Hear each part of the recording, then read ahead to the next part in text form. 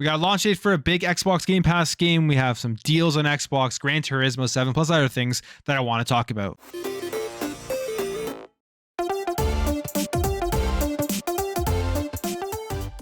Welcome back to another video, guys. If you enjoy daily content, make sure to hit that subscribe button. So one of the games I'm most excited for that is coming out this month is going to be Shredders. Now, Shredders is a snowboarding game. It's a game we've heard about for quite some time now. We knew it was coming to Xbox Game Pass. It had been delayed, it had been pushed back a little bit. We never got an actual official release date for it, but now we finally have it, and it's very soon.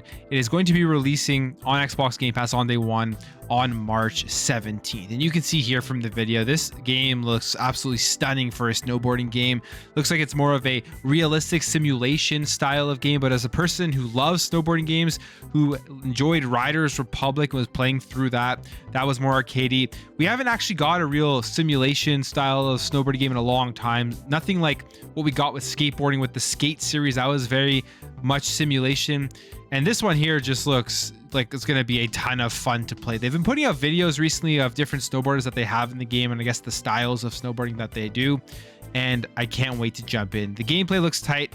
Looks like it's going to be something that will get us back into the snowboarding mode, even though we're getting through March and we're heading into spring. But hey, I'm excited to jump into Shredders. I'm excited to check this game out. So March 17th is when it's going to be available. Like I said, Xbox Series XS, PC, and Xbox Game Pass. So we got some great news here for the Resident Evil games, and that is Resident Evil 2, 3, and 7 specifically, as they will be getting free next generation upgrades later this year for the PlayStation 5, the Xbox Series X and S, and the PC. Now, with all three of these games, they're all relatively new because 2 and 3 are the remake versions, and 7 was the first time that it came out, was in 2017.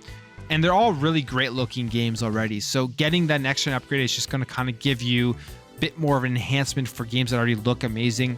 Now, what's going to be coming to these games is that they're going to introduce ray tracing, a high frame rate mode. So that's great to see, being able to play these games. And I'm assuming a solid 60 frames per second, and just getting a much smoother experience than you would be getting on the PS4 and the Xbox One. They're also going to be adding 3D audio on the PlayStation 5, Xbox Series X and S, and PC. Now, the PS5 will also be getting the DualSense support for all three games, so that'll be complete with haptic feedback and adaptive triggers. And like I said, free upgrades for anyone who has the current gen versions of the game.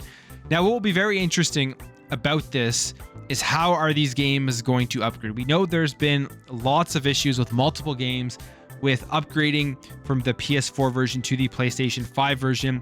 And with Xbox, Smart Delivery has really just been an amazing feature that hasn't been just a marketing term. It's really shown that Xbox has thought about this type of stuff before the consoles were released, knowing that a lot of games are just going to be getting the next gen upgrade. We're at a point in graphics where it's just minor tweaks for some of these games that look amazing, such as like ray tracing and then the higher frame rates. There's not going to be a complete overhaul. The jump from older games came in 2017, 2018, 2019 until now, and the way that they look isn't a massive jump. But when you get those extra features that make playing the game more enjoyable, having that easy access to upgrade the game is such a treat, especially with the Smart Delivery stuff. So hopefully with the PlayStation version, there isn't the issues that we've been seeing with previous games, with it being all of these steps you have to go through to upgrade the game. But at the end of the day, as long as you get the game installed, you're going to be getting free access to the next gen upgrades. So there's a huge sale going on right now on the Xbox store for this week, March 1 to 7. Has over 400 games, has backwards compatible games, Xbox 360 original Xbox games, as well as a lot of current stuff that will be definitely of interest to a lot of people. And there's great reductions in the discounts and the pricing, all that type of stuff. So let's take a look here at the list. You have right at the top here A Way Out, which is a really great co-op game. It comes from Hazelight Studios. As we know, the studio behind It Takes Two, the game of the year, and this was their first kind of foray into that co-op thing, I believe, and it was an amazing game when I first played it. I absolutely loved The Way Out. So if you're interested in that, you have someone to play with couch co-op, you want to check out a great co-op game, highly recommend A Way Out. Got all the Assassin's Creed games here, like Odyssey, amazing, the Ezio Collection, Valhalla, an awesome game, 60% off on those. Got some Battlefield, some Batman games, Dragon Age Inquisition Game of the Year Edition, 85% off on that. Hitman 3, as we know, that's on Xbox Game Pass right now. It Takes Two. Again, another Haze-like game of the year for 60% off. Going down here, we have more games that are on Xbox Game Pass, but if you want to get the full version, you want to be able to own it, now is a great time with the discount, like Mass Effect Legendary Edition. There's also the NBA series, the NHL series, Skate, Star Wars Jedi Fallen Order, an awesome game. And then go all the way down here, you have the XCOM 2. So lots of great games. I'm not going to go over the whole list, but make sure to go check out the sale for these 400 plus games. And on top of that, there's also some backwards compatible games. And I love picking up the backwards compatible games when they do go on sale. Just keep them in my backlog, in my catalog, because they're generally fairly cheap. Like a lot of these games you can get for like $5 to $10. And there's so many good ones here. Like all of the great Splinter Cell games that came out back in the day. As we know, they are making a new one. We should be hopefully hearing more about that in the near future. But if you want to check out where the series started, why there's such a love for the Splinter Cell series, hey, now is a great time to pick up the backwards compatible games. You got Prince of Persia Forgotten Sands, you got all the Gears of War, Beyond Good and Evil HD, and then all of the older Assassin's Creed games and a bunch of other stuff as well. So make sure, like I said, go check out this sale. Now may be a great time to just kind of add to your collection of games that you're going to play now, or just dump into your backlog and hopefully get to some point in the future. All right, and the last thing I want to talk about here is Gran Turismo 7. Now, this is Sony's staple racing game. It is going to be released on March 4th, which is Friday. Yeah, it's tomorrow, so Friday. And it's generally had a reputation of being an absolutely amazing race game. I remember playing Gran Turismo all the way back on the PS2. Loved it. I was a big fan of this series. I've kind of fallen off on it over the last generation or so. I haven't been playing all of them, but I was really interested when they started showing off Gran Turismo 7, seeing how it was going to run on the PS5 with the controller and all that type of stuff. And it seems like from the majority of people that have reviewed this game, it is another great entry into the Gran Turismo series. Now, I don't really pay attention to a lot of these reviewers like I talked about previously on other videos. I pretty much watch one or two main reviewers, and that's pretty much it. And if I want to play a game, I'm going to try it, even if it gets a bad score. Like I think about games that have gotten really bad scores, such as Crackdown 3. They got like a 3 out of 10 or something, and I absolutely had a ton of fun with Crackdown 3. It was a great game when I played it. I'm playing Crossfire X right now. That had some of the worst scores I've ever seen. Like people are saying it's the worst game to come out in a very long time. And I have to admit, I've been having an okay time with the game. Like I'm going through the campaign. It's fun. Like obviously it's not the best game in the world. It's not either the worst game in the world, but I'm having some fun with Crossfire X. So I don't always look at reviews, but there's something going on here with Gran Turismo 7 that a lot of people are talking about. And it is having to do with PlayStation hand selecting, I guess, who gets copies of this game. Now, the reason they're talking about this is because of this website here, Steviver, I don't know how to say it. I believe it's an Australian outlet.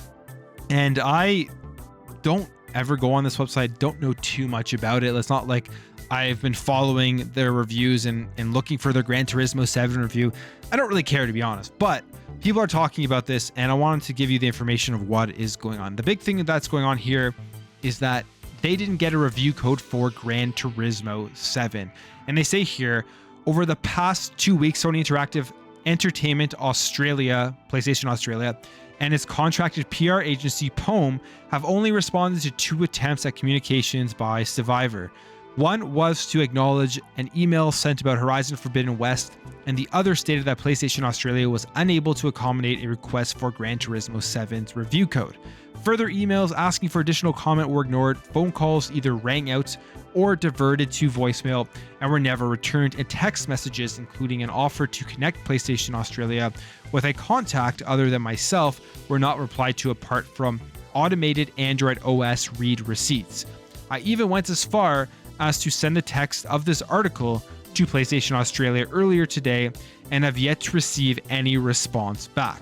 So because of all of this, they are saying here, well, this is clearly a situation I'd rather not be in, and one that I'm continuing to try and rectify. One thing is abundantly clear: PlayStation Australia does not wish to provide Gran Turismo 7 review codes to anyone intending to write about it for Stevivore. The manner in which this has been communicated has been rather disappointing, but nonetheless, it's the company's prerogative. They go on to say here, we certainly don't review every single game ever created, but we try our best to write about those most in demand. There's certainly no denying that Sony's PlayStation's first-party titles fall into this category. Then they go on how they've covered PS4 and PS5 games before, and that the review for this will be delayed because obviously they haven't received their copy yet, so they may not be getting it until everyone else gets to play the game on release date. Now, the issue with that is going on with this right now is that people are thinking that Sony is purposely holding back the game for reviewers they think are going to give them a bad score in order to prop up